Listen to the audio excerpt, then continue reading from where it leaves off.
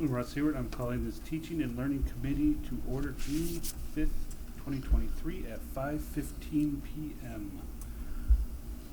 Item number 2, roll call. Tracy Pollock. Here. Kim Higginbotham. Here. Russ Hayward, myself here. Item 3, agenda revisions and approval.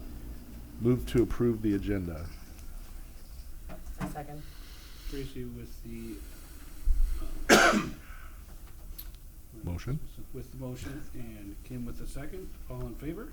Aye. It is approved. Approval of the minutes, May 15th, 2023, committee meeting minutes. Motion to approve the May 15th, 2023 committee minutes. Second. Kim with the motion, Tracy with the second. All in favor? Aye. Aye. That's approved. Consent review and discussion. Item 5, we have none. Item 6, reports and update. Item 6A, Act 30. We have Jake Misiak with us. So Act 30, you can go to the next slide, Chris. In the 21-22 school year, districts were asked to include the Holocaust and other genocides into their curriculum. Now, Act 30 during the 21-22 school year was not a requirement of schools, but during 21 and 22 schools were to develop a plan on how they were going to implement and find spots for the Holocaust and other genocides to be integrated into their social studies curriculums. Act 30 does not act like standards, so standards often give teachers clear ideas of the learning outcomes and intentions that are associated with particular learning objectives. That's not really how Act 30 works. Act 30 was simply the mandate that the Holocaust or other genocides would be taught one time in grades 5 through 8 and one time in grades 9 through 12. Now, prior to Act 30 in the Germantown School District, the Holocaust was taught and other genocides were taught in multiple grade levels. So it was present in both 7th grade and in 9th and 10th grade, so it had existed prior to this act. There were not significant changes made to our curriculum or our units that were aligned to the Holocaust or other genocides in any of those grade levels, so much of what was covered prior to Act 30 was also covered post-Act 30. In essence, we had already met the requirements of Act 30 before it was mandated. In the high school, there are several places where it naturally comes up within the curriculum. So in 9th grade, American history is the focus, and in 9th grade, the focus is, stay there, on students' understanding of America's role within the world, how World War II changed America's role within the world context, and how foreign policies were impacted by sort of the United States' entry into the war. It's also how America has responded and adapted to foreign perspectives. In world history, which is our 10th grade class, it's covered again in the rise of totalitarianism and World War II, and it talks about the role of Nazi Germany and how its prejudicial policies led to concentration camps, the Holocaust, and the attempted genocide of Jews, Roma, homosexuals, and people with disabilities. Additionally, there are other places where World War II or the Holocaust shows up in our high school resources. So in 9th grade English, there's a list on the Teaching and Learning website of the 612 approved novels. One of the novels, The Book Thief, is listed on there, which is a story that's set during World War II in Germany and follows the story of a girl who develops a love for books and then begins to steal them. It explores themes of power of words, resilience, and the impact of war on individuals and society. There's another book that's taught in 10th grade that's called Night, which is a memoir of a Holocaust survivor. So although it's not specifically tied to Act 30, there are lots of novels that exist in literature that teachers have used to teach different literary topics. Although those stories show up within our resources, they're not necessarily a result of Act 30 or us teaching the Holocaust or other genocides.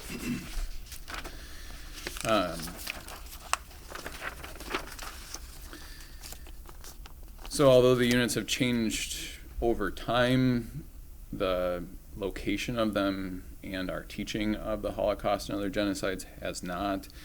In 7th grade literacy and social studies for at least the last 10 years, I can verify for at least 10 years, it has been taught there. The unit was originally designed as an interdisciplinary unit, so it was designed by both literacy and social studies teachers, where in social studies they focused more on the social studies standard side of it, so causes of the war, major events, turning points, the Allied and Axis powers, home front efforts, the role of women in the war, the role of women at home, and resistance movements.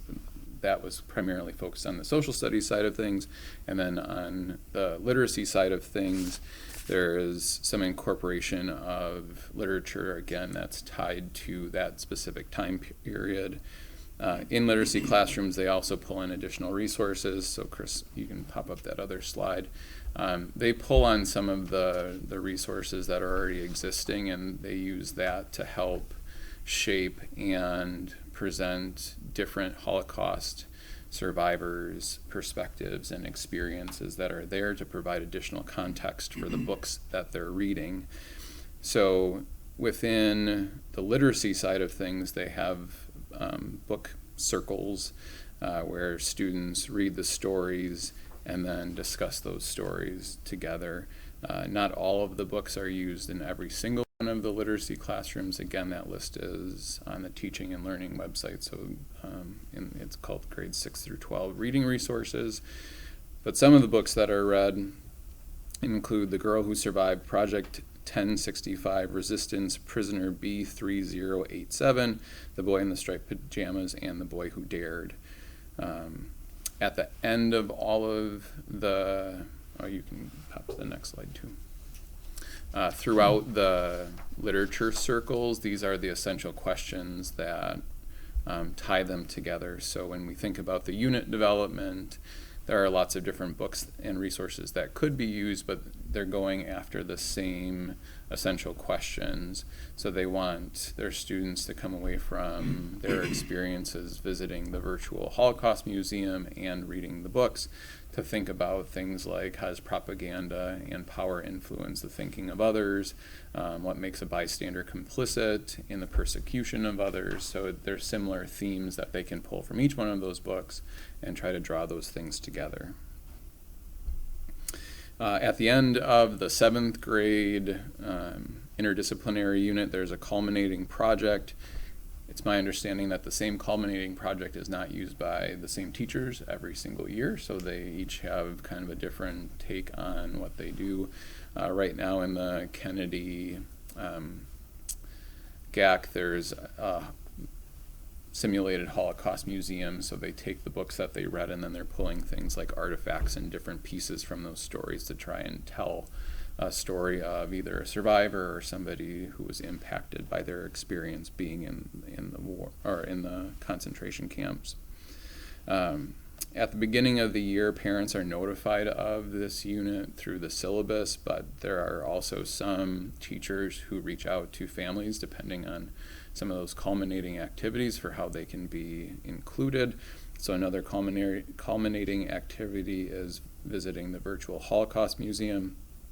And with that, the teacher sends a skyward message to encourage parents to go through that museum with their student and look at some of the artifacts and listen to some of the stories of survivors and their experiences.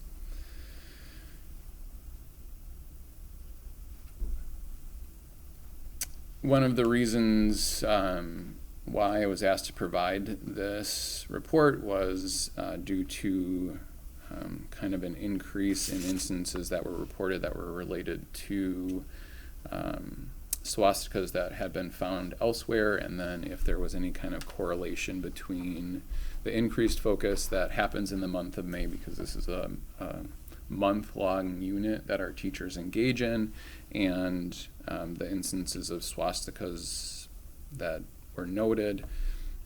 Chris can correct me if I'm wrong. Up until May, there was only one instance that had ever been reported to administration that were related to a swastika, and then in the month of May, there were 6 separate instances that were reported to administration. So there is a bit of an increase that occurred in the month of May as students had been exposed to the Holocaust through this unit at the end of the year. Now, teachers still have reflective questions all along the way as they're engaging in the resources that they have students explore, as well as the books. So you can see that from the National Holocaust Museum, there's an example of how they talk about the swastika and its impact on individuals and the meaning of that. And if you went to the exhibit that's in the GAC, you'll see that several of the exhibits, they've eliminated the swastika altogether, so they've replaced it with a different symbol because of the hate that's associated with the symbol. The Virtual Holocaust Museum also has some renderings where they remove that symbol just because of that, and that's another thing that they talk about in the classrooms is that symbol and its power and its meaning.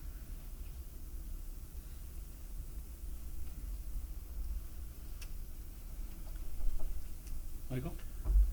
My oldest daughter graduated in 2010, and she had a unit on the Holocaust. The other thing I'm wondering about is, the Holocaust is a big one, but when you say other mass genocides, do you have any examples of what those might be? Not that exist within our curriculum. I explored our UBD documents for our 9th and 10th grade classes, and within those, I didn't find examples of the other genocides that were covered in either one of those classes. I have a follow-up question to the department chair at the high school, but he's currently doing AP reading, so he's a little slow in his response to me, so I can provide that information if that shows up in other spots.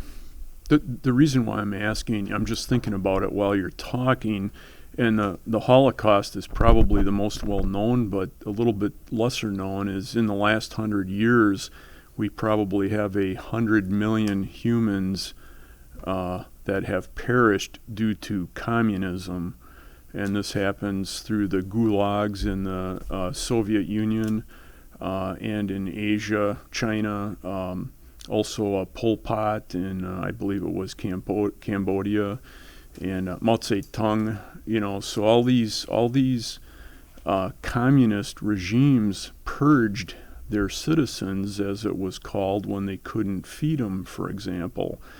And I just have the concern that in schools across the United States, we probably are not teaching the dangers of communism, and I think we need more of that, because that's where the big genocides were. So, you look at Ukraine, Ukraine was being victimized in the 30s by the USSR.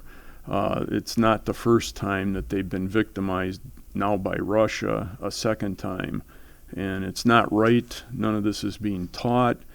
I believe our students are graduating from Germantown not knowing the difference between North and South Korea. They don't know what's wrong in Venezuela, for example, or Argentina. Certainly, I don't think they may not know what went on in Vietnam, for example, and that Vietnam is now coming to the United States for assistance because they fear China. Their ally back in the 60s. when we were at war with them. So there's a lot going on. I don't think our students are graduating with the knowledge. I mean, at least North and South Korea, they should know the difference. And this is a Mike Loth quiz that I ask recent graduates, and they don't know. They just can't fathom what the problems are with communism unless they see it or learn about it on their own. And I think in some cases our universities might be teaching it as a good thing. So at least in our high schools, our high school, we should be teaching them it's a bad thing. And so when they do go to college, if our university system tries to indoctrinate them, they at least have a little ammo to go back at the professors in our university systems, wherever they may be. I mean, this is a real problem here, also known as American Marxism. That's the term that's being used today. It's being pushed on all of our young people. 100 million, it's a lot. Maybe more. Thank you. And that doesn't include the Holocaust. Anybody else? So do we, I guess, so obviously the swastika, we know what it means, right? But we also know when we start eliminating things because we're afraid of the meaning of it and we wipe it out, does that just make it more like they want to now paint it everywhere because it's one of those hot buttons that, near the end of the year, we can get a reaction out of parents, out of teachers, out of whatever. If you just taught what the symbol means instead of now having to whitewash it from everything, is that a problem? And I'm just asking the question, but I mean, there's symbols everywhere. We can't be afraid of every symbol, every because we're afraid of their meaning. We should know the meaning and still be able to have the symbol in books, Yeah, constructing a responsible conversation around it versus ignoring it or. Right. I just think that's a mistake. Yeah, I think, and Mr. Rizia can speak more to this, but based on media coverage that is not accurate at times, as well as comments from community. The data showed that we had an incident that was reported to KMS staff in November, which we communicated. We did an investigation administratively, and then the administrative team there did an investigation, and then Mr. Miziak did an independent investigation related to our anti-harassment policy and the protocols within that policy. We can't speak to what the results were of that because of confidentiality. And then we've had no other instances until May, one being the drawing that was done on the gym floor and a communication was sent home, and then there's been other reports, 5 others related to I believe like a textbook within a cover and different locations throughout the building that then have been cleaned up and investigated, but it's graffiti, right, that you see, and so it's hard to track that down as to when and who did that.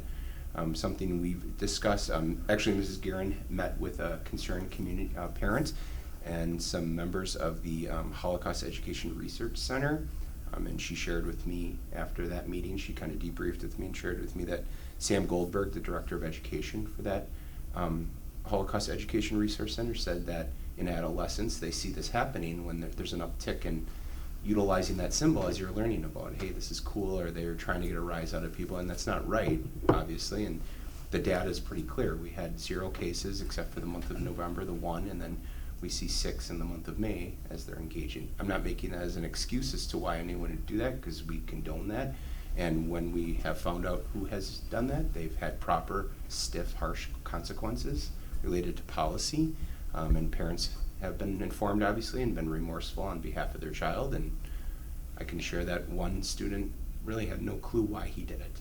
And so it's about, on the front end, communicating with families as we get into these units about sensitivity of the topic, and we can do a better job at that, as well as I know Mr. Miziak plans to work with the 7th grade team on building a more articulated curriculum that's also then on our website for parents to view prior to the unit moving forward, and capitalizing on the educational piece, and then how that piece of utilizing those symbols in a harmful, hateful way do have ramifications, not only within the school environment, but obviously outside of the school environment as well.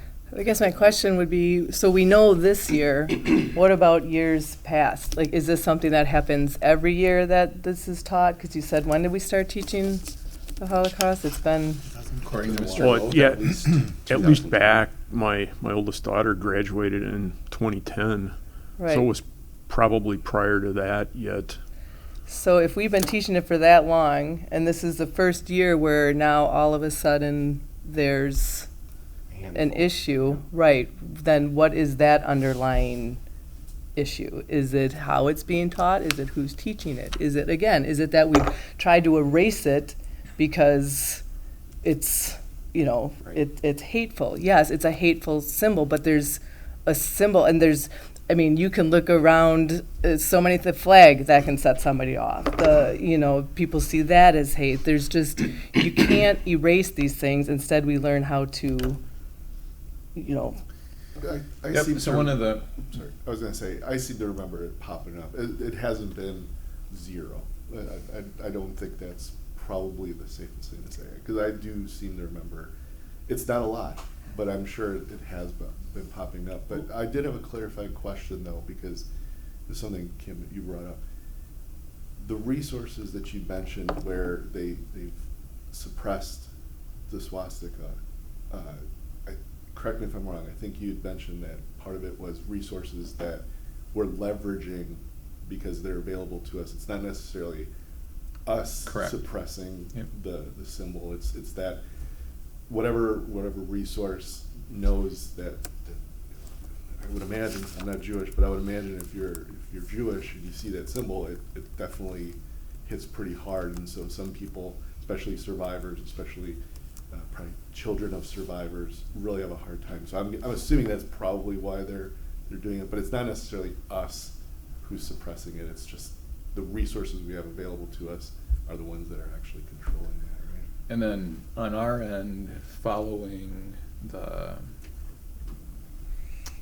uptick that we were noticing, the exhibits that were included in the museum, there was an encouragement not to use those in the displays that we had as we saw the uptick that was there. It's a bit of both. But it was addressed within the classrooms, the meaning of the symbol and the associated impact that symbol has. but that's why we learn history. We learn so as not to repeat, and so and I understand obviously for different people it has more of a visceral reaction to it, but it is a part of history, and that's what we hope we learn from these things. And we've seen that so much this last couple years of things just being eliminated or taken out because we don't want to see it. It's there. It's our history. We have to confront it and then, move forward, learn from it, and again, so that we don't repeat.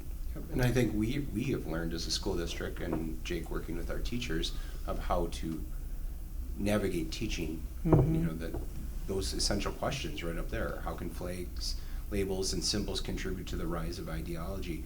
How is the swastika used today? How might the use of the swastika be hurtful or inflammatory? We can teach better around the history of that, and so that it's when a kid then gets an idea of, well, maybe I'll draw this on the wall here. Well, no, I just learned why I shouldn't do that, and why that could be harmful or inflammatory to anyone who sees that. Right. I'd like to think when we talk about the meaning of the symbol, that we're not just talking about the Nazis' adaptation of that symbol in their fascist flag, because that symbol goes way back to ancient times, and I hope we're teaching all the way back to that so kids can be knowledgeable that symbols can be manipulated and changed, and used as a real learning opportunity, because that symbol is still used around the world for prosperity and good luck. I had met with the 7th grade social studies team, and one of the members did say that, and basically what you just said was one of the lessons that they had done around the swastika, because that was obviously a line of inquiry that I had just to gain a better idea of the context. They had mentioned how it had been used by different cultures and then had changed over time. Good, because I think if you take some of the mystery away from these things, it takes the allure away from kids using it.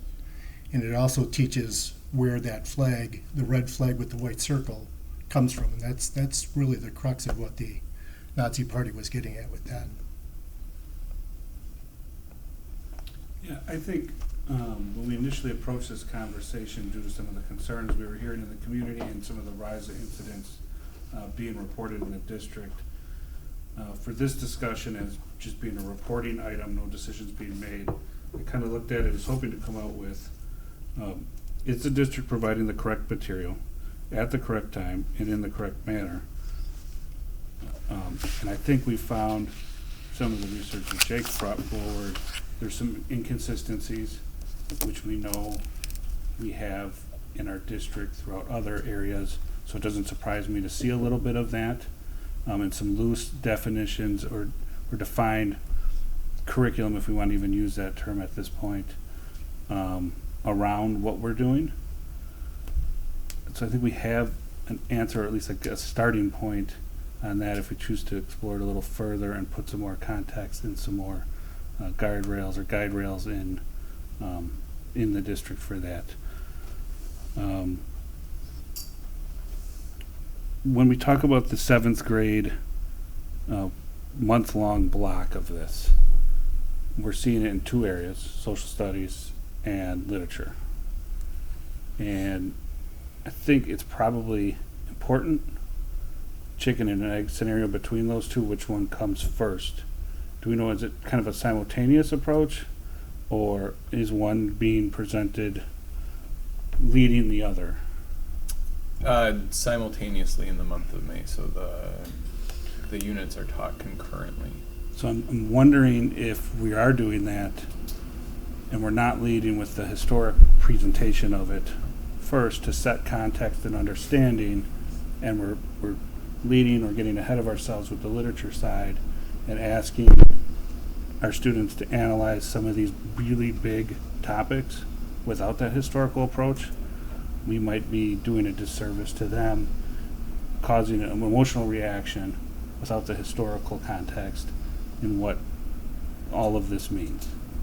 Is there an opportunity there for the district to rebalance or reconsider how we're approaching it? Yeah, absolutely. There's an opportunity to look at the scope and sequence, and then look at within just the teaching of those novels what concepts within social studies might be important for the students to have prior to getting into those units. So it might not even be that you have to completely teach the World War II history end of things prior to getting into the literacy end, but what are the essential concepts that would be important for students to know as they start getting into each one of these novels? I think moving forward then we'd hope to see some kind of sort of plan to affect change in that as needed, or as we see as you dig into it a little further. I'm happy to hear that we've been doing this for a long time, and it wasn't simply brought on because of Act 30, which probably doesn't do the topic justice as far as scope of what should or shouldn't be taught. That was a nice side of it to hear. We are approaching it in multiple directions, not singularly.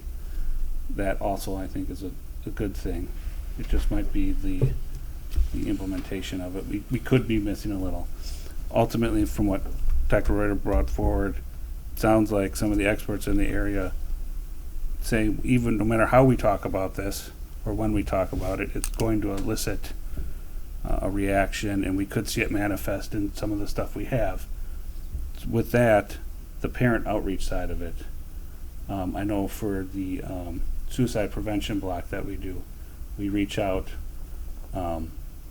involve the parents is that an opportunity we could do here, saying, this month we're gonna cover this. Please understand your student's gonna come home with potential thoughts or questions, or maybe you could bolster that in the way you see fit in your home through, like you said, the virtual Holocaust Museum, those types of things, but do it in a more formalized manner, especially when we're approaching this subject, not just at the beginning in the syllabus. Absolutely. Mike? I don't know if I'm right on this, but I believe my students didn't learn much about World War II in high school. I don't know that it was even covered. So how do you cover the Holocaust without covering World War II first? It's kind of, I don't know why you wouldn't cover World War II as part of U.S. history, but apparently there's enough other wars that they kind of skipped over it. So I think the basis for the Holocaust is missing if you don't teach World War II history also. A little bit of World War I and then into World War II. And I think the scope currently of 9th and 10th grade, which is American history and world history, both of them contain elements of World War II and Holocaust. Okay. And I'd just like to say, you know, one student drawing a swastika on the floor doesn't make the whole community or the whole school district racist or Nazis or something like that. You know, I think all of us in middle school probably did something we wish we could take back, and I think this student is going to wish he could take that back, but obviously what happened happened and we're past it. We need to move on. And I would just share that we have planned for a pre-session next year in August, district review and training around our anti-harassment policy, and really laying out some examples and case study work that will be district-wide training so that administration can act when things are reported. Because if things are not reported, whether it's by a student, a parent, or an employee, we don't have a grounds to act. So that policy that the board has worked on in the previous year with multiple edits really lays out pieces related to the topic that we spoke to today. And then when it's reported, I have great faith in my principal team that they will investigate, do their due diligence, and when we have the evidence to support, the proper consequences are put forward. Would say, I think we've seen a real shift in that this year compared to last, or years prior, as far as that accountability piece.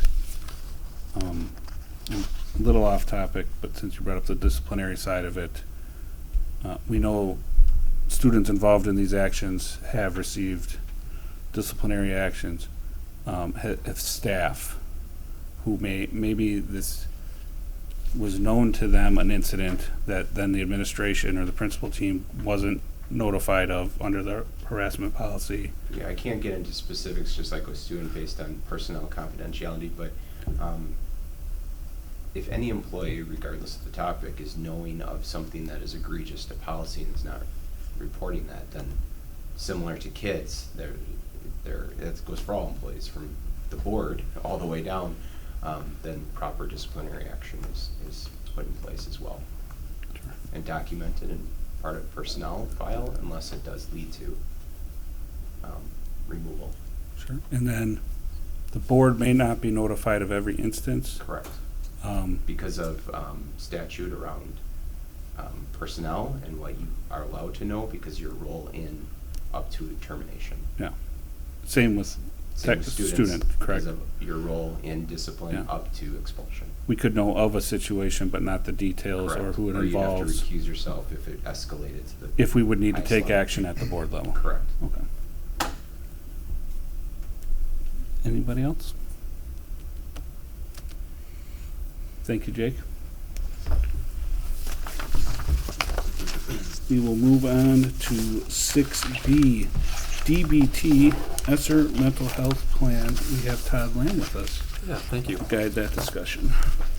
This is follow-up to the plan that went through the Finance Committee for use of ESSER dollars to address the mental health needs that are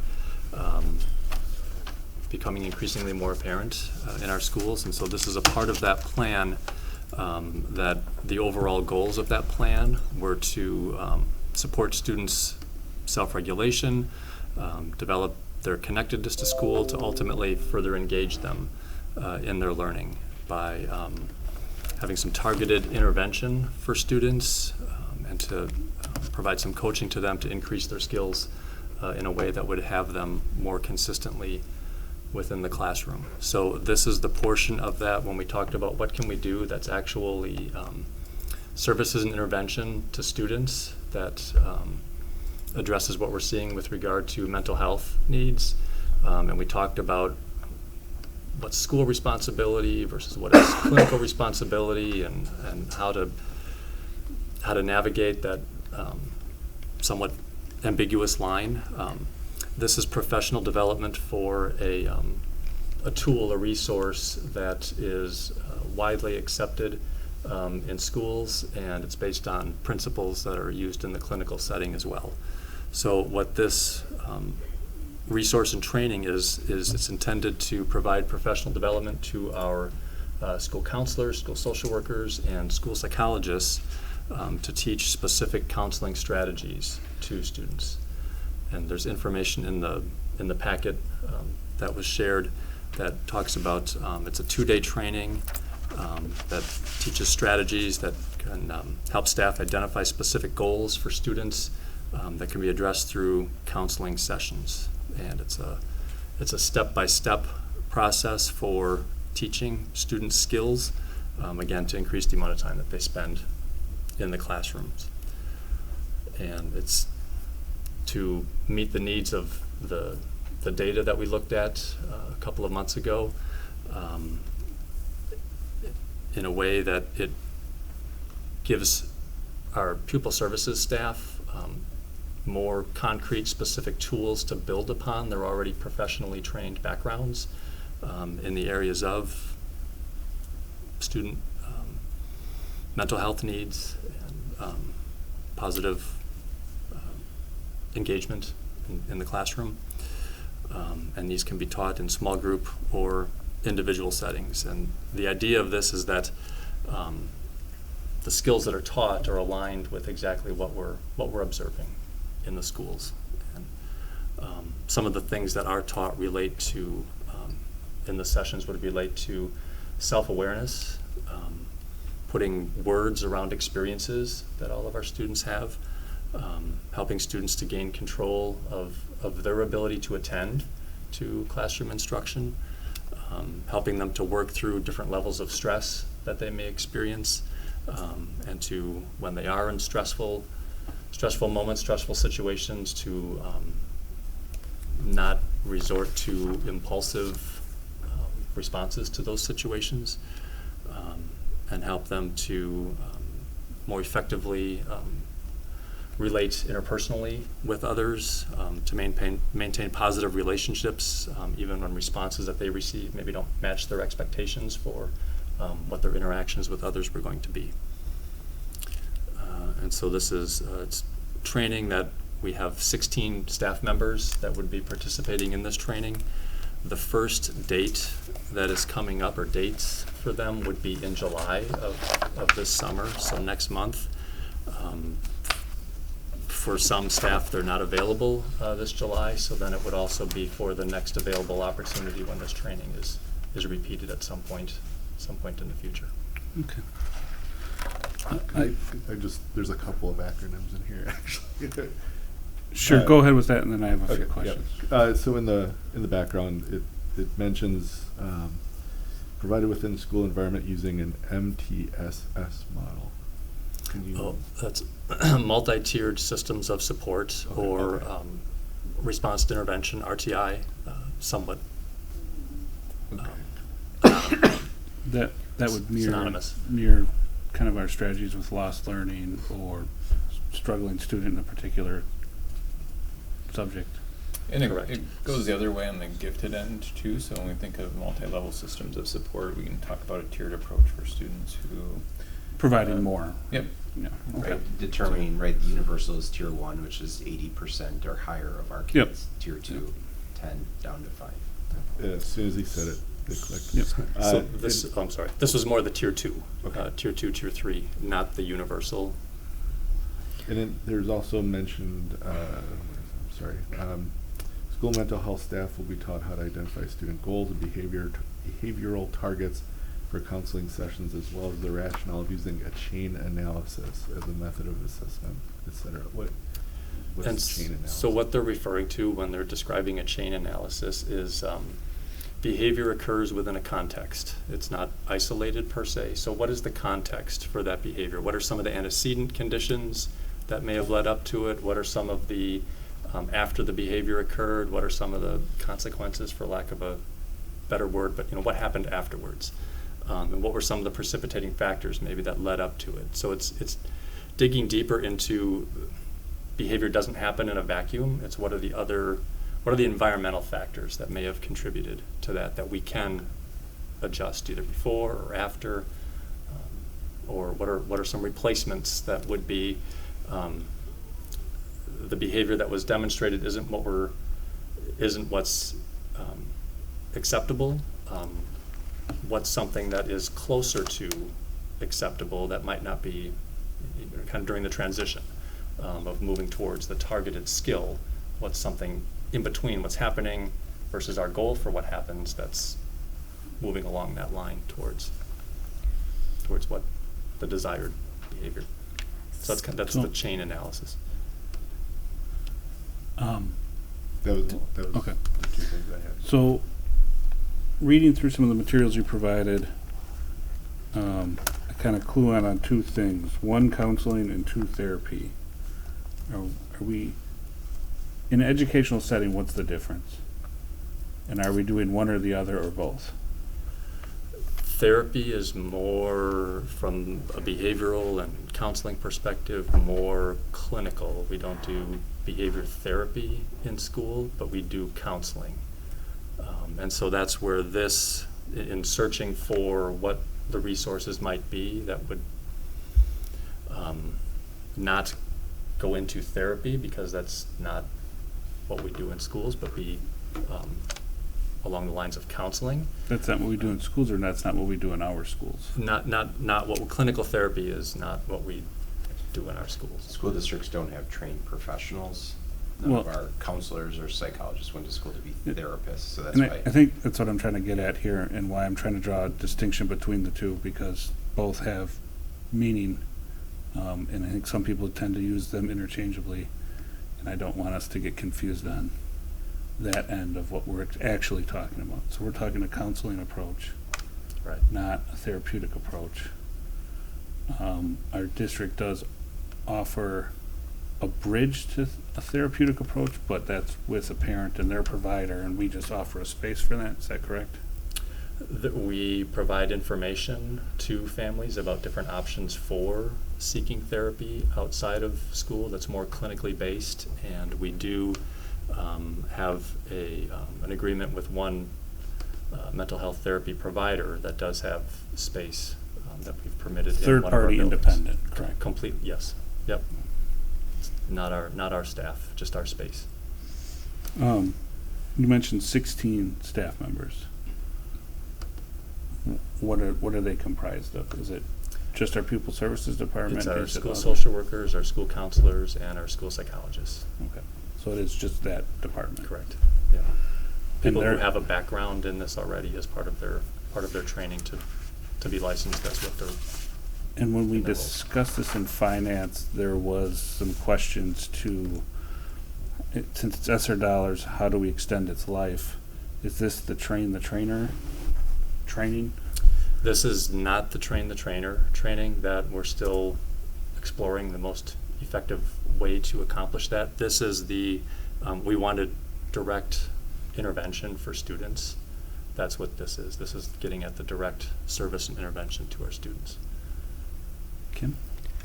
Well, just in looking into this DBT and what it is. And it's a really intense therapy. It's not something that, they're saying it's for a wide range of mental health conditions, including borderline personality disorder, self-harm, suicidal behavior, post-traumatic stress disorder, substance use disorder, binge eating, depression, and anxiety. These are some heavy issues that a student can have. So if we're talking, and they say too, if you have a child that needs these services, you need a specialist for a special, a therapist that specializes in each one of those conditions. It's not a one-size-fits-all sort of thing. So is the district getting itself in over its head, trying to tie itself into something that is so specialized? Are you talking about trying to, I know not therapy, but help the student as far as just finding them a place to go, or actually giving them a counseling session, which you're talking about suicide, you're talking about personality disorders, that's, and then what is the district's culpability when things don't go well in a student that has these major issues? And is this as far as for diagnosing or seeing a student that is having these issues and just identifying them to tell the parents, or are we actually trying to help a student, which again, these are major issues that I don't think a school system is equipped to deal with it, nor are we supposed to. Our job is to teach students. So this is the school intervention side of DBT, not the clinical intervention side. So it's not specifically to diagnose or even treat specific diagnoses. It's more teaching students the skills that may be perhaps symptomatic of diagnoses, but not treating the diagnoses per se. And then it's communication with parents when those situations arise, including parents in these conversations about, specifically when you mentioned suicide, those are automatic conversations with parents when. Right, because, on their website it says, what if we could reduce, and this is the website that we looked at, school discipline issues, drug and alcohol use, risky sexual behavior, bullying, victimization, school dropout, self-harming behavior, and suicidal ideation. So that's all on their website that they are saying that they can, help improve. And so we may not be treating specifically each of those diagnoses, but we are helping communicating with parents that those situations are occurring, and then giving students the skills to make less impulsive decisions or regulate their emotions more effectively. Is this individual student targeting, or is it just going to, target every student to? Individually based or small group based, but based on individual needs. And where there are individual needs that overlap to, amongst a number of students, then the same skills can be taught in a group setting. I'm gonna way overly simplify this, so I don't mean to, but just to get a sense of what this really could look like. At the end of all this, it sounds like it would help the recognition from our side, hey, there might be something going on with this student. We reach out to the parents, we say, we're noticing this, we're observing this, here's some resources, etc. This is the simplification where maybe they take advantage of that third-party resource. They start to do the therapy, the counseling, everything else that's involved with that. And then do we also then work with that third party as part of, this is what we've diagnosed. Can you help us kind of observe, encourage some of the things that they might be able to do to manage their situation? Is that kind of what, real high level, is that kind of what we're looking at with this? I would say as often as possible we do what we have the tools, resources, and skills to do in schools, and then we encourage parents to sign releases so that we can work collaboratively amongst all three groups, parents, community therapy providers and school staff, so that there is as much knowledge and awareness, informing each of those groups, information that is helpful across all three of those groups, and then sharing consistent strategies for things that are effective or maybe not effective, but trying to find consistent strategies among those three groups, if you will. So, walk me through a scenario, an if scenario. You have a student has some problems manifesting. A teacher observes this. Another student maybe steps out and reports it on like a say something basis. Parent reaches out for some assistance or questions. We're seeing this in our child. What's going on at school? That is anybody else noticing some of these things?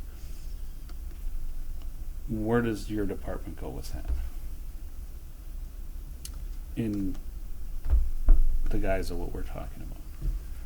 I think. So how do we get from the observations made or reported, your department's aware of it, where does it go from there? I think we look at big picture, try to identify patterns for perhaps an individual student. Is this something that is something that has them out of class on one occasion, a first occasion, or does it fit more of a pattern? It's staff having conversations to gather information about, is there in this, as it pertains to use of these approaches, are there some skills that the student would benefit from that would re-engage them more consistently in class?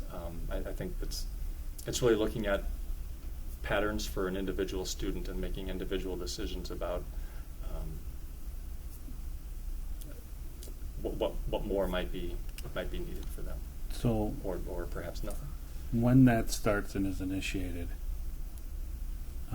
let's say outside of the parent's knowledge, student approaches and says something, another student, teacher notices, staff notices something. What point is the parent brought into that process, and how are they brought into that process? It, I'm sure, depends upon what specifically is being noticed. If it's off-task behavior during the classroom and frequent needs for redirection or something, maybe that's something that comes up at conference time, or maybe it's more routine communication with families that teachers might be sharing. If it's something that is more... I'm focusing more on something that would trigger this level of involvement, this skill set that we're saying we need to develop in our staff. I would expect a teacher or staff member to reach out, hey, your child's continuing to be disruptive, seems to be adrift in class, those types of things. I think that would happen normally. But when we're talking about triggering this level of skill set that you're asking us to approve to build into our staff, what is that trigger then for the parent, to involve the parent?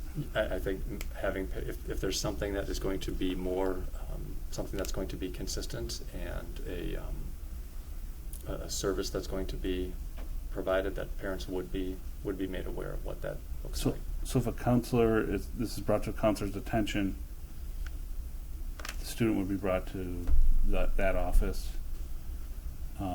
checked in on, we'll call it light check-in, right? How's it going? Hey, we might be seeing something, or just checking in softly, right? Not necessarily raising the red flag of the issue, seeing how they're at, or where they're at. Is the parent notified that conversation took place? If it's a one-time conversation and it's a simple trying to just get a sense of what the student needs to get them back into class, perhaps not. But if it's something that is more of a pattern, or something more of serious concern that parents, we'd want to make sure parents are aware of, then there would be conversation with parents, and anything that would be more consistent in terms of I a would, service need, there would be I would communication with think we parents. would want to direct a little more attention to immediate involvement. And the reason why I say that is there's a lot of things that could be going on. Parent could very well be aware, and there could be something in family life that could, change the trajectory of that first conversation. I could see a need prior to approaching the student, to potentially approaching the parent and saying, hey, I'm seeing something I'd like to bring your child in, have this conversation and check in with them. Does that include, would you like to be there, or is that okay? I want you to know we're going to do this.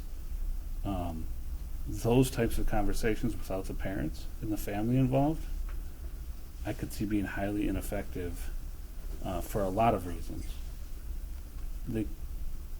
Well, to your point, transparency, for one, and also there's what I might find an issue and what Russ might find an issue might be two very different things. So it's very relative to each student or each teacher to say, well, that's not really that big of a deal, we'll just handle it here.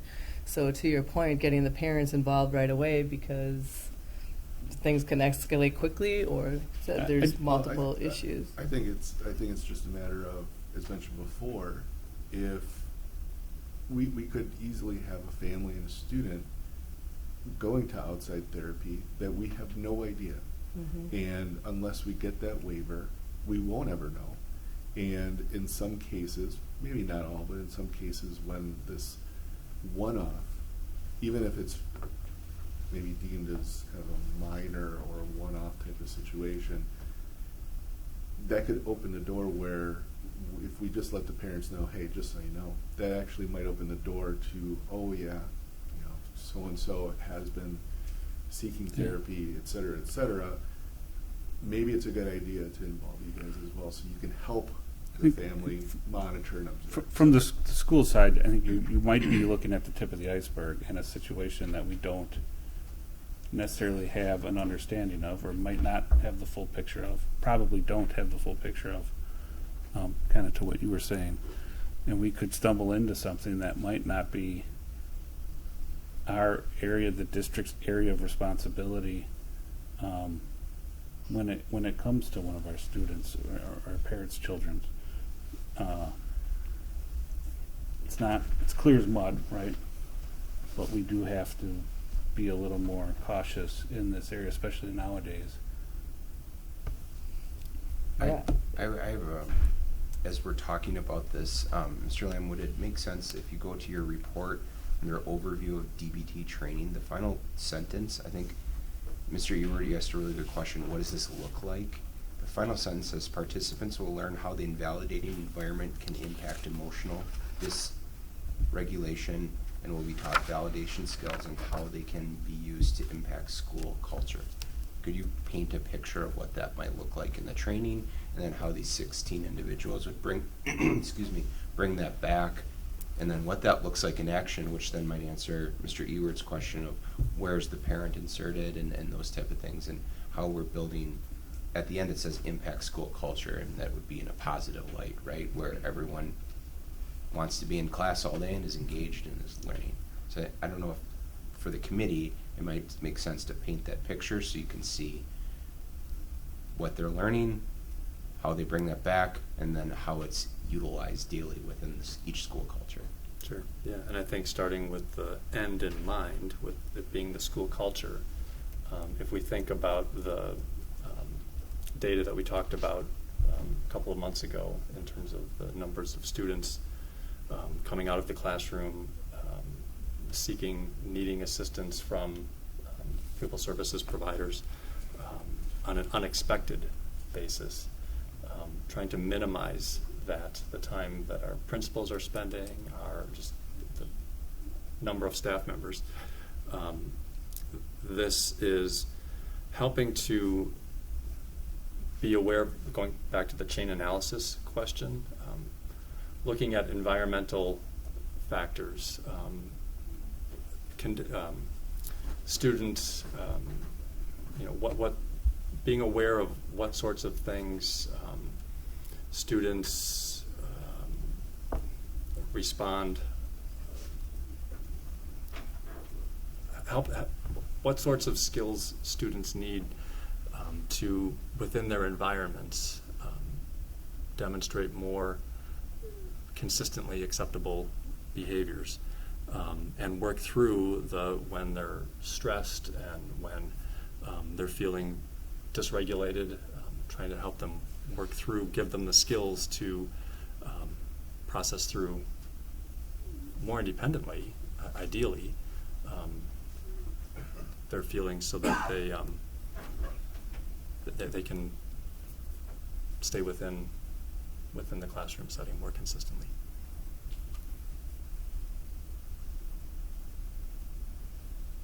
I don't know if that's concrete enough, but.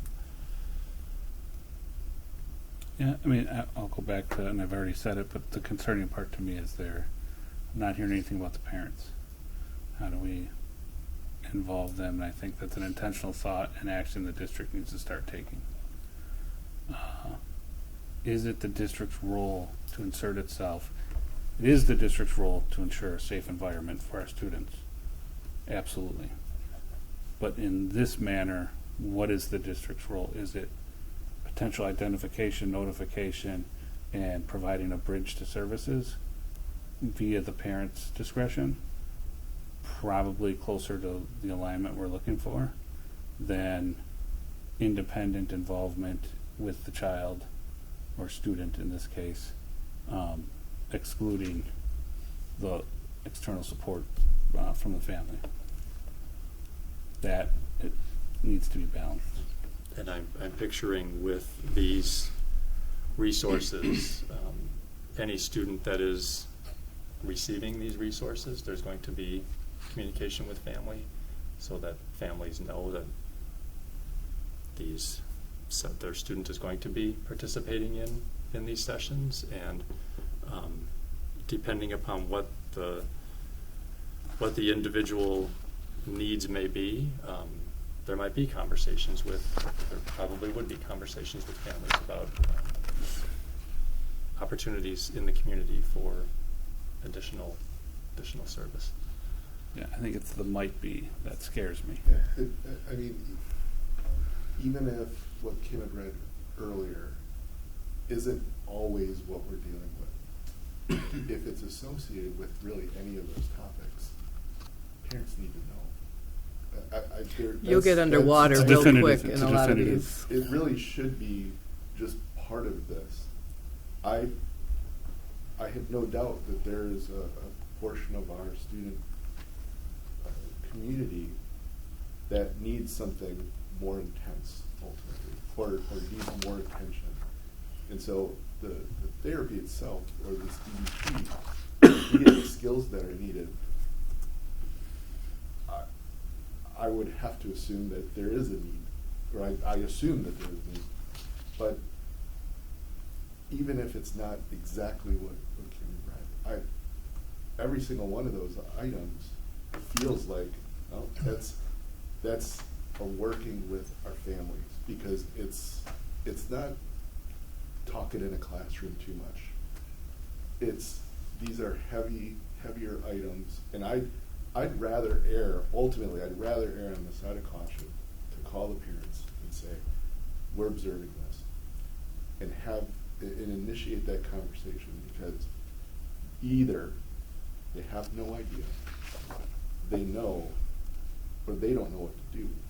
And in almost any one of those situations, once we see it, I believe it's our obligation to work with the families to do whatever we can within our limited scope to help them.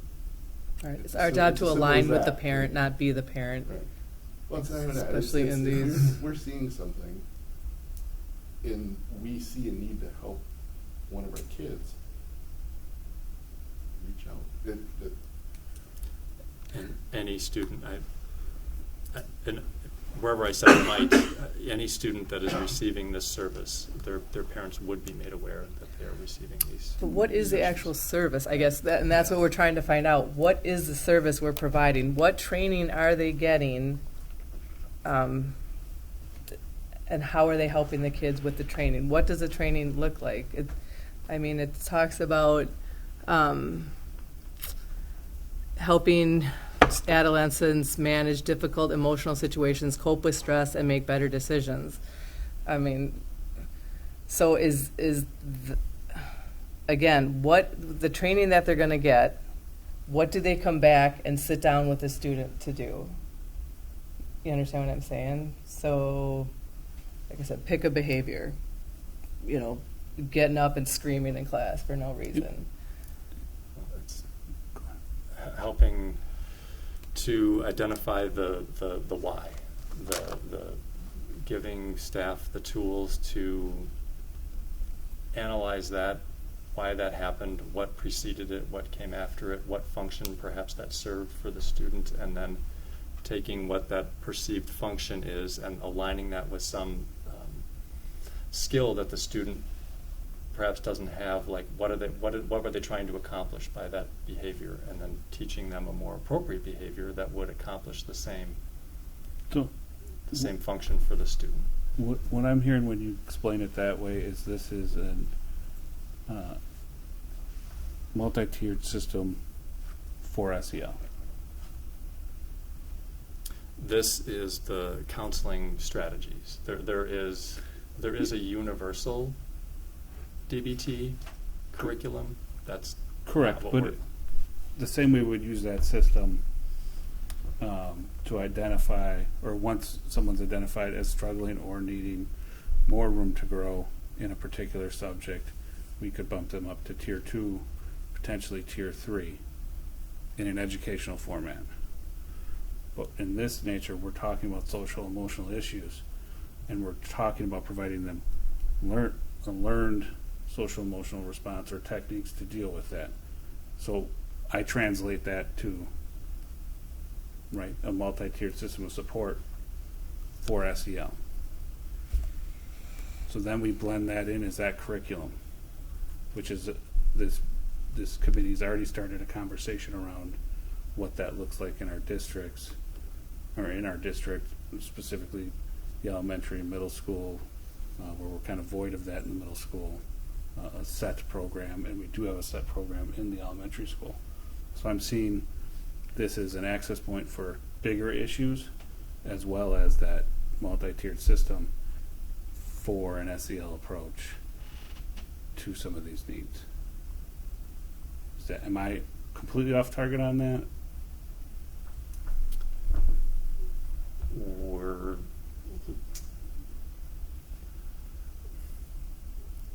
It's tools, resources. Yes, when we think about what social emotional learning is, it's getting into the essentially what are the when we say social emotional learning, what are we talking about? We're talking about how students interact with each other, how they problem solve, how they cope with stress, all these different skills that students and adults need to have to be successful in their work environments moving forward long term. So it's coming back to what I heard you say. This is not the universal curriculum per se. It's not the universal curriculum. It is taking portions of that curriculum that get at those specific skills I was just listing a little bit, and helping students to more successfully navigate the environment around them with improved social skills and coping skills and regulation skills. So I think the simple answer is yes. I mean, we're dancing around it a little bit. I think there's some negative connotation towards it in this room, but the simple answer is yes, it is. And I think this committee and the board is going to work at what is SEL in this district and define that. And this seems to be putting a specialized strategy ahead of understanding what that looks like for the district. So how do we pinpoint some finite things before we even know what the overall arcing look of that is for our district? Does that's a concern I have.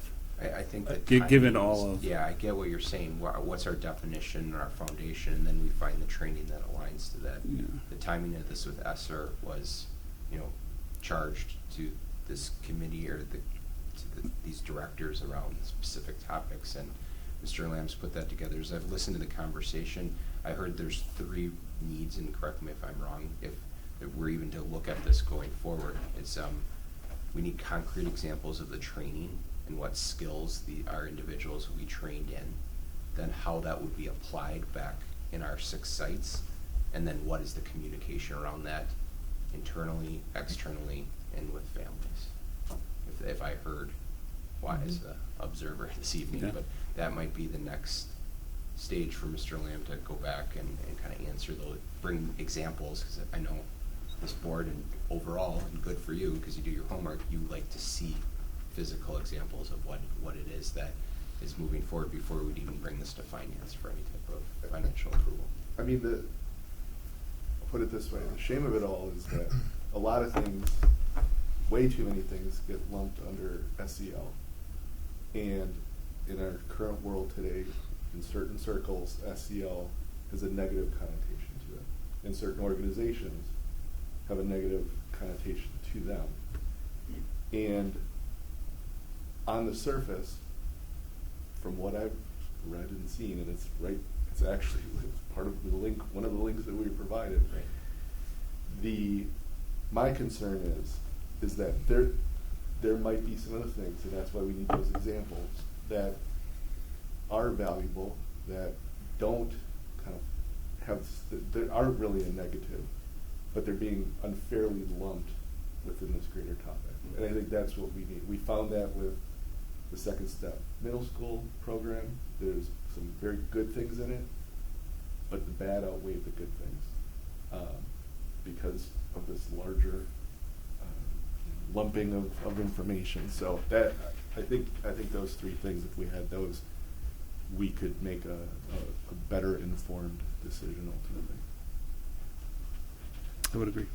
I mean, I think, like I said before, I'm sure there's a need for more assistance when it comes to scenarios like that are listed, and probably countless others, unfortunately. But Mr. Lamb could link then data that supports the training need in Yeah, and the report. I think all of that plays into it, absolutely.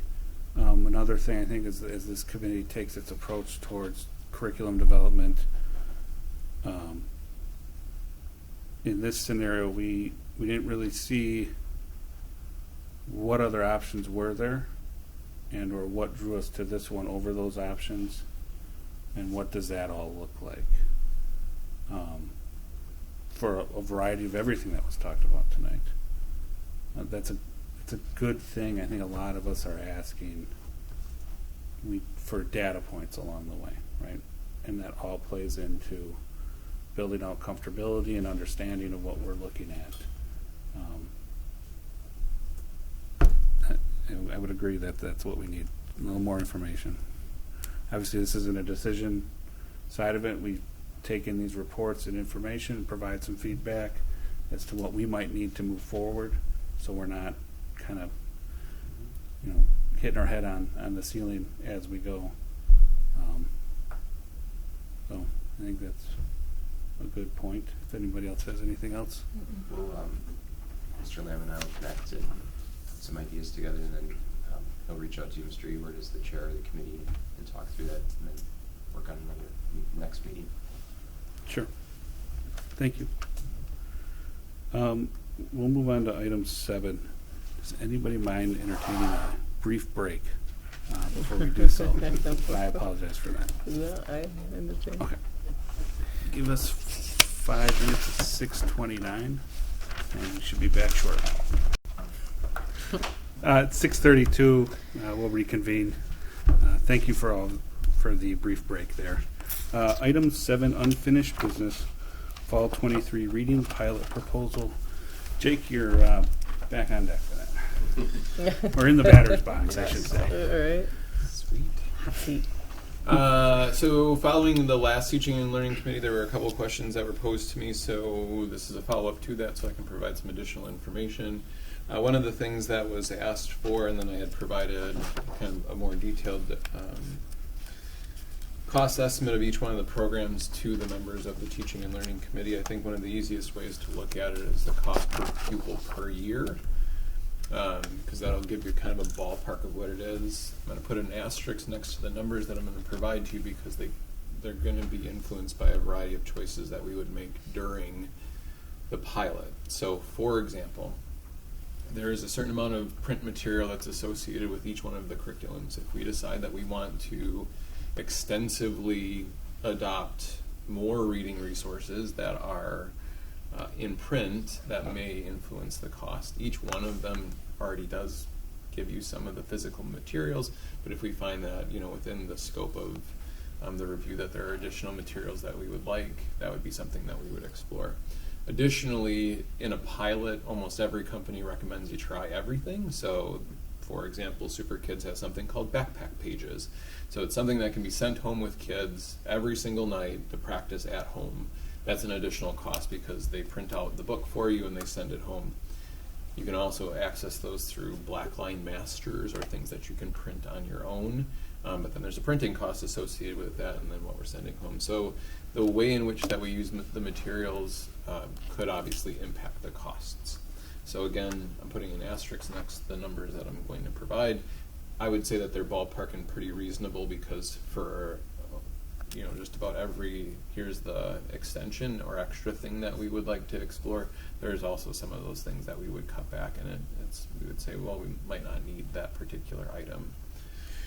So Super Kids, an estimated cost per student per year. I should tell you one other thing that I factored into this. Part of it is the companies, several of them will work on multi-year deals, and as you do a multi-year deal, they let you realize cost savings for each one of those years. So almost always they say if you get to somewhere in that 4 or 5 year range, that's where you start to realize some cost savings and percentages saved. There's another aspect to it where as you're talking about working with a company in there, they talk about some of the free resources that could be provided. So that again could be one of those things that's a cost savings where they're willing to add things into the bundle that they provide you. So with all that being said, Super Kids roughly works out to about $102 per student per year. Wonders works out to be about $46 per student per year, and HMH Into Reading as a K-5 adoption would be about $51 per student per year. To put that into context for you, just so you have a ballpark of what that means, roughly to buy the Bridges materials that we do on an annual basis, that's about $18 a kid. And then for grades 3 through 5, our science curriculum, we have about an annual cost of $36 per kid. So that gives you a rough idea of the cost of any one of these programs over time. Again, I just want to put an asterisk next to it. Those would be things that along the way, prior to the date of us saying this is the resource that we'd want, that would be information that I would provide to the Teaching and Learning Committee that as we're looking at, and that'd be a significant factor that we would consider in the adoption. One of the priorities of the reading review team, and Mr. Ewert has pointed out, there needs to be an emphasis on print resources over the online resources that students have access to. Our teachers have that as a priority. I've heard that as a priority here. So if it turns out to adopt this this resource creates unsustainable cost in terms of the print materials we have to buy, that's going to negatively impact our opinion of it, and likely our recommendation would not follow. And then in terms of the next question, there was a question of have we looked at everything in terms of are there materials out there that don't include references to SEL that they tried to provide their reading resources completely void of that. I sent to the reading review committee all of the resources that we had looked at, including some additional ones that we did not spend time looking into. There were some that I met with curriculum companies, and I primarily had the discussion with them around, will this work with our existing writing curriculum or resource? So we currently use the units of study for writing. With that, there are some resources that they are just too intertwined, the way that they teach reading and writing, that it would be too much of a task for our teachers to decouple those, and in that decoupling, the resource would lose its effectiveness, and we'd have questions about whether or not we could implement the resource with any degree of fidelity, and if the resource would have the impact that we would intend it to have on our students. So with that being said, there were certain resources that even the reps who I've talked to who are trying to sell you it, they were pretty honest about, nope, our resource will not work that way. If you ever consider dropping the units of study for writing, you could talk to us again, but ultimately they said it wasn't going to work. Those resources also have references to SEL in them, so it wasn't like this is a resource that we're ignoring, and it also meets the requirement of it has some kind of reference to SEL at some point. What I provided to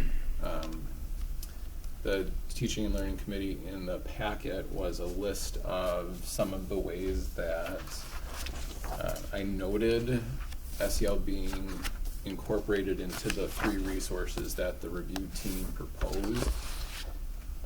Now again, I went pretty deep in terms of looking at the resources that were listed on EdReports. The reason why I was looking at EdReports is I'm just looking for resources and names of resources to try and dig into.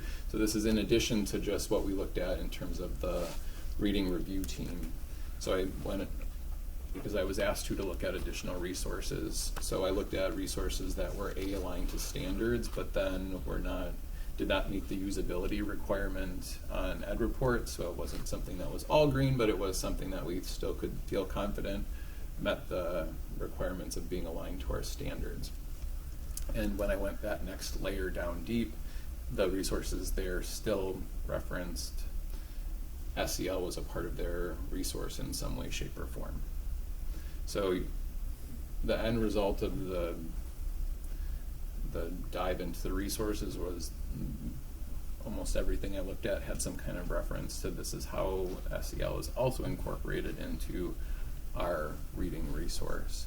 With that being said, I think the 3 resources that we have proposed that we would like to pilot, I think there are methods by which it can easily be extracted if we want to ignore it altogether. So if you look at something like Super Kids, and I can pass the resource if you haven't had a chance. I tried to share this with anybody who was interested in it. Ms. Higginbotham assured me that she read all of it over the weekend. But you'll notice, like in the teacher's guide, there isn't a reference to SEL within it. And then when you dive into the student books, there isn't. It's not highlighted in the same way, nor in the student books are you finding that. These are just a collection of the stories that they use, so it's not referenced there. The way that you see it in Super Kids is there's a standalone crosswalk that says, while you're teaching this story, you could ask these following questions, and that's what I provided in the attachment for the committee, is that there are suggested questions that you could use. So if you just ignored those questions altogether and focused on what was in here, you've basically decoupled the SEL portion of Super Kids from the reading resource. And to clarify, the possibility to do that is without diminishing the reading curriculum. So yep, just like I suggested for the writing end of it, if I thought that what I'm proposing would then create a resource that would be ineffective in terms of teaching reading instruction. If the process that I was describing did that, same thing for writing, I'd say we can't use it. So there was a significant barrier to using that resource to say, I want to eliminate all of these questions, and now all of a sudden I've given something to teachers that either is A, not usable, or B, is no longer aligned to the standards, then we've defeated the purpose of what we were looking for. I think with Super Kids, if you look at the resources, there isn't anything that's glaring in there that says you have to do this to get to the SEL instruction. The glaring thing that you're going to see in Super Kids is that there's a high degree of focus on all of the elements that are related to the science of reading. So it's building students' phonemic awareness, their ability to decode, their increasing levels of their ability to be fluent in what they read. I don't have concerns that if you eliminated the crosswalk connections that they're making to SEL, that you're going to diminish the resource. If you look at the questions that are being posed, similar to what Mr. Pollack had mentioned before, there are some of the questions that, and I talked to Mr. Ewert and Ms. Higginbotham about this, that if you drew a Venn diagram, so two circles, there is going to be an overlapping region of reading content standards that could potentially still fall under the same ideas as SEL. So when we talk about thinking about a theme that's developed within a story, you could make an argument that that is also looking at something with SEL, that you're looking for a deeper meaning. Or when you talk about character development, which is a reading standard and something that we've done for a very long time in reading instruction, how did the character change over time? They might put that as a separate standalone, this is an SEL question, when in fact you could put it as a reading standard. The vast majority of all the questions and all the prompts that teachers are asked to use with kids are not identified as SEL prompts. They're identified as, here's what we want you to do to test comprehension. Here are the things that we want you to do to build fluency. Here's the support that you can provide to students in decoding words. So it's not necessarily listed that way. The same thing with Wonders. If you look at the teacher resource, and then there's a subsequent student reader that goes along with it, you'll see one little standalone box that exists that says, here's the SEL connection.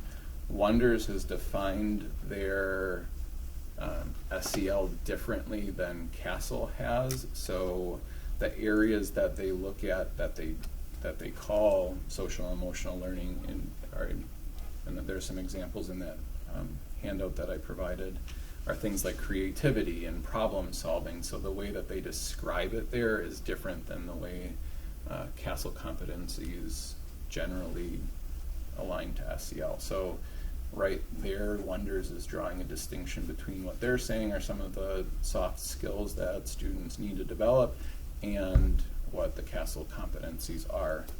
Additionally, the focus on that, and you can flip through it, you're not going to see very much of these boxes that are highlighted and then say this is the SEL connection, but it's exactly the same thing that I put in the report, that they're just a couple of questions or prompts that could be used.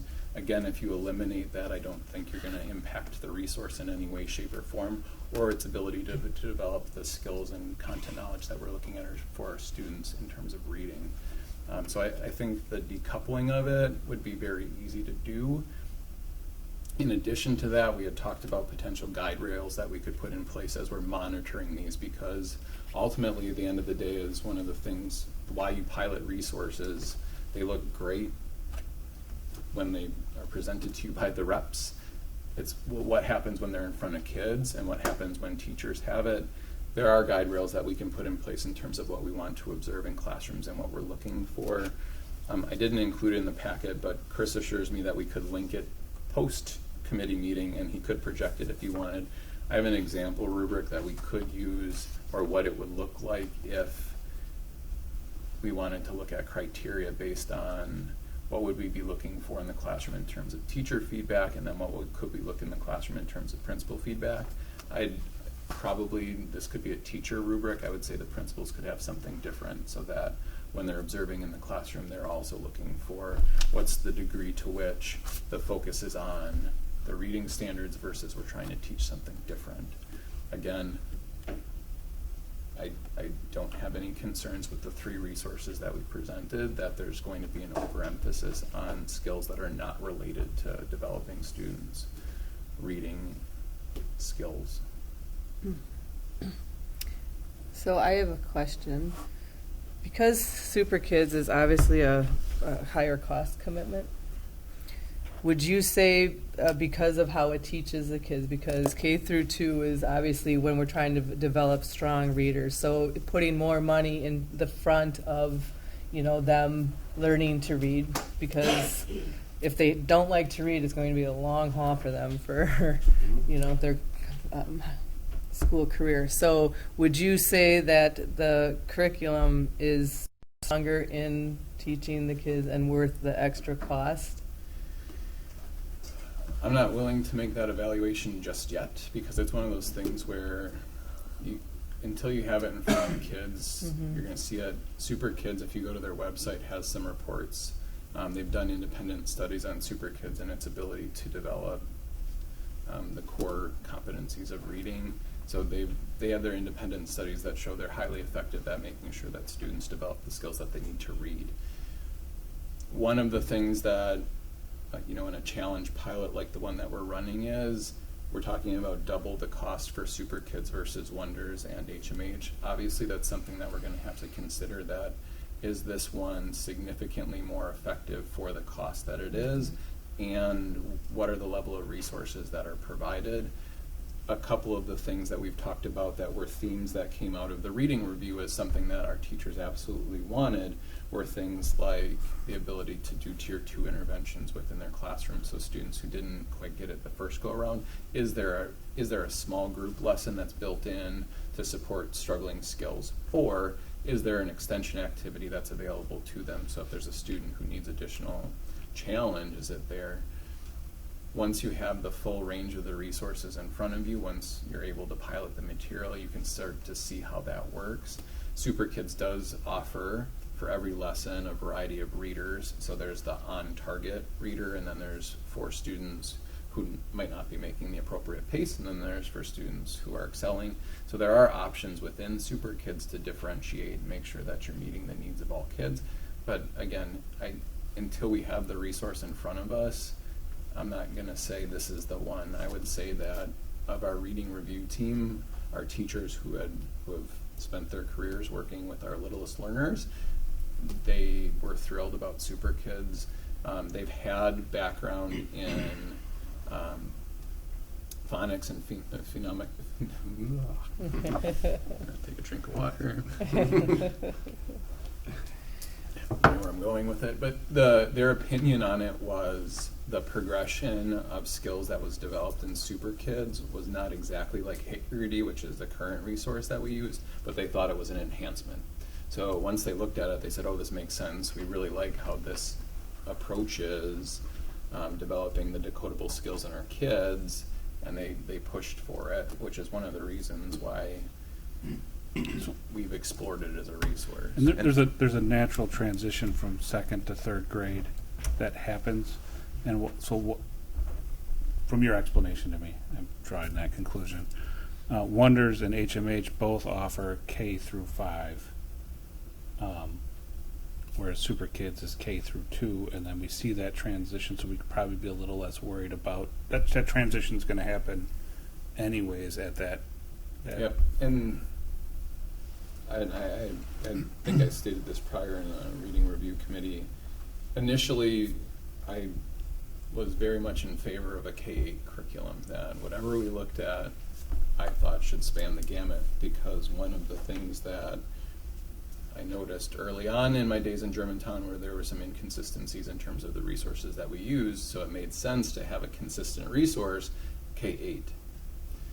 The educator side of me understands that different levels of kids need different things. So when we think about what a middle school kid needs, just because the company created a K-8 system doesn't mean that what they created 6-8 is superior and meets the same needs as what our K2 readers need. So when we think about those groups of students, K2, when they're learning how to read, that's different than when they've shifted 3-5 to read to learn, and then in 6-8 when they're developing some more of those complex skills that are associated with literacy as a whole.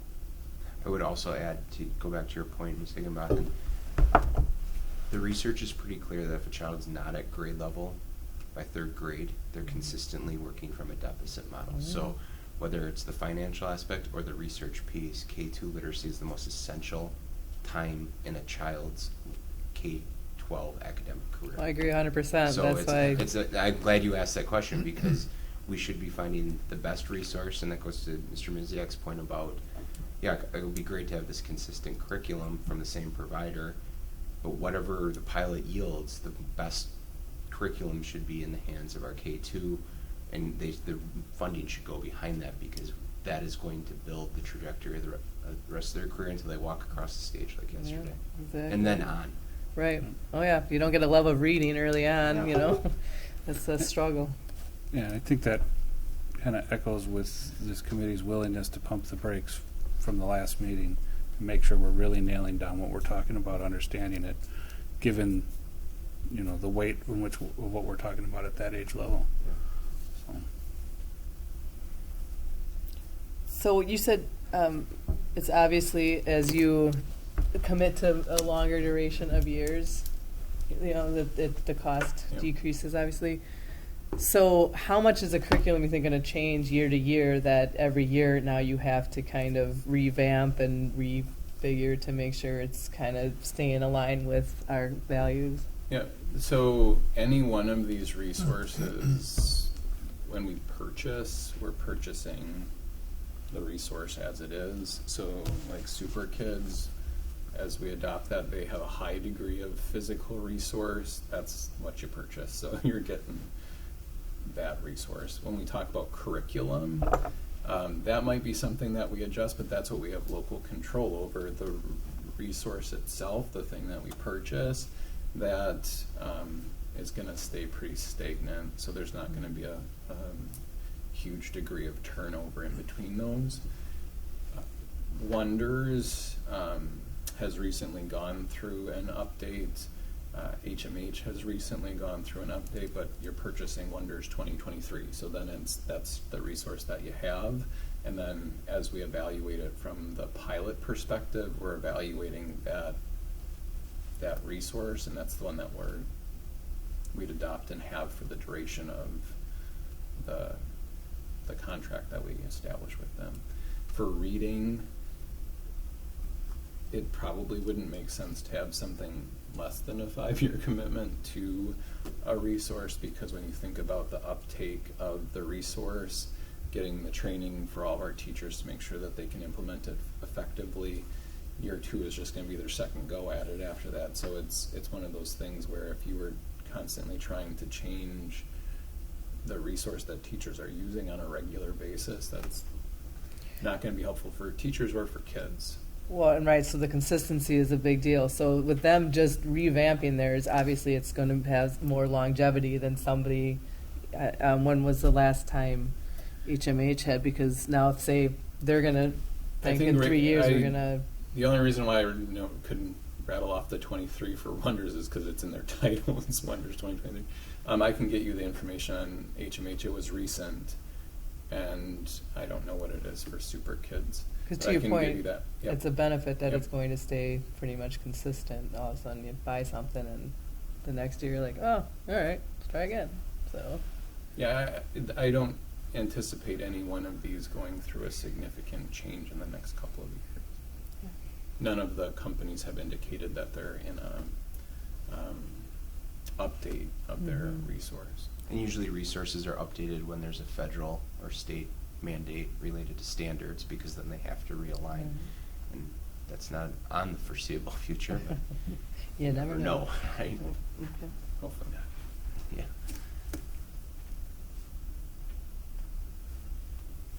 It seemed too like Wonders also has that where seems like they pre-test so that if you have kids that are at grade level, Yep. above or below, it has options to hit those, which would obviously be a good continuation from.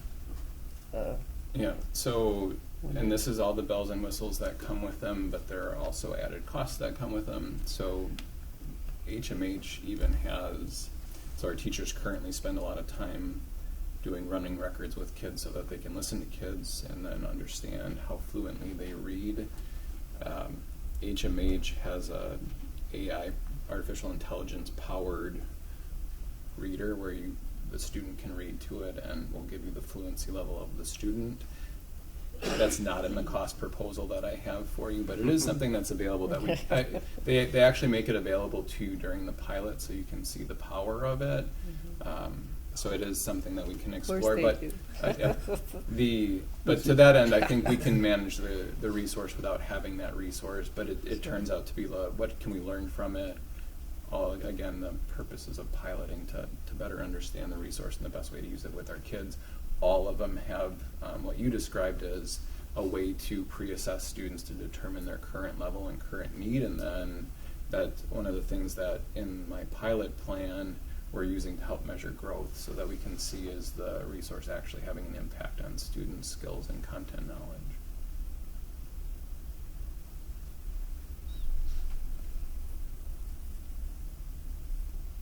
Tracy?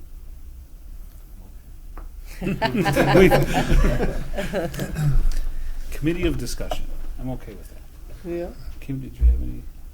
I think I'm good. We have a pretty good understanding where we're at and where this is headed and the process between here and there.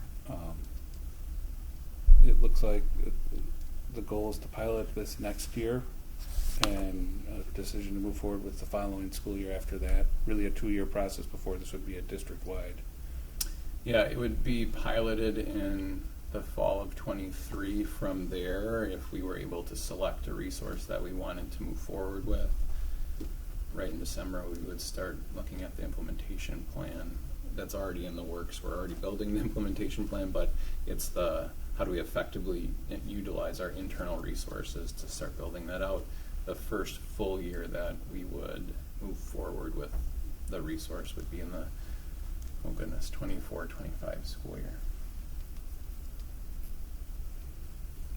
Very good.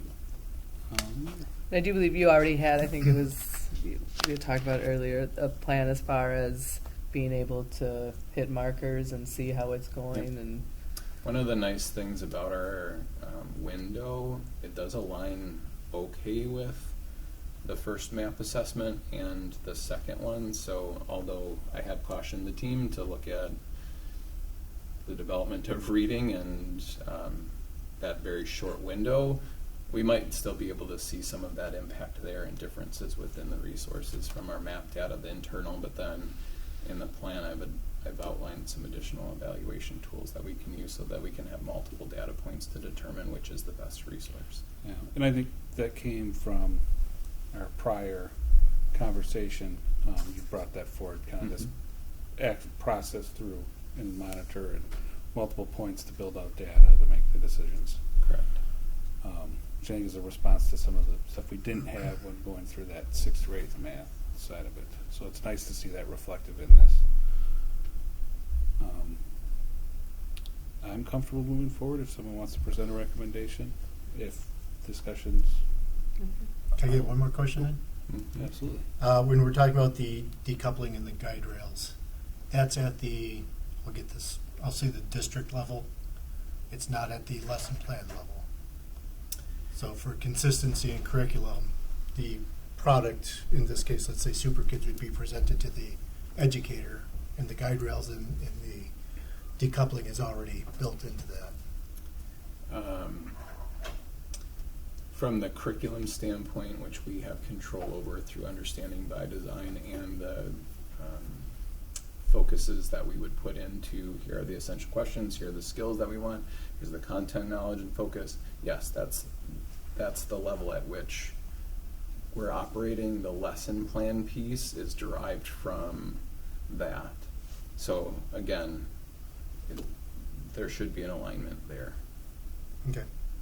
And that'll come through in the process while we're building out that consistency across our 4 schools and moving forward, right? Correct. And I appreciate you being cost conscious as you look at all these options. I hope you didn't take a look at something that you thought was maybe too expensive and didn't present it. No, I Because think something Super like, Kids as is we about pointed as out, expensive reading as is- a reading program as you can find. It's the So most gonna say it's quite expensive the curriculum you as a board will ever be engaged in, because you think about it, right? It's reading. Right. Happens in every subject area. That's what I'm saying. You Yeah, made a I- point to say, cost, to be but perfectly honest, something like for- this, I say, For the review team, we really, I outlined the priorities that we were looking for within a curriculum, and that's where we went.